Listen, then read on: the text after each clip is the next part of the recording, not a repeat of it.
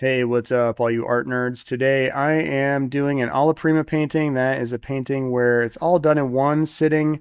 This is about a 2 hour painting. I'm condensing it down into about 20 minutes, but I'm focusing on playing around with blues. So in the darker areas, the blues lean a little bit more towards the purples, and then they start to shift a little bit more into the greenish blues towards the highlights. So it's a very subtle shift. It's not monochromatic though. It's not just one color. It's a very subtle shift in colors. So I call it more like a grisaille style of painting where the colors are very subtly shifting, but with more intense color to it. So this one was just kind of a fun one to do. I just want to play around, have some fun with seeing what I could do to loosen up a little bit for the week.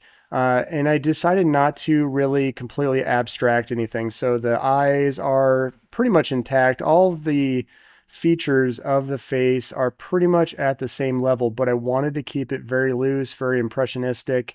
And I decided to call this one Chill because it's Iowa in the winter and it's a cold one. So this one just kind of makes me think about how cold it is outside. So Chill felt like a perfect name for it. The tools I'm using are the usual. I'm using my TREKELL paint brushes. You can find a link to those in the description. I love using TREKELL brushes. I use the Spectrum line of brushes. They're the Brights.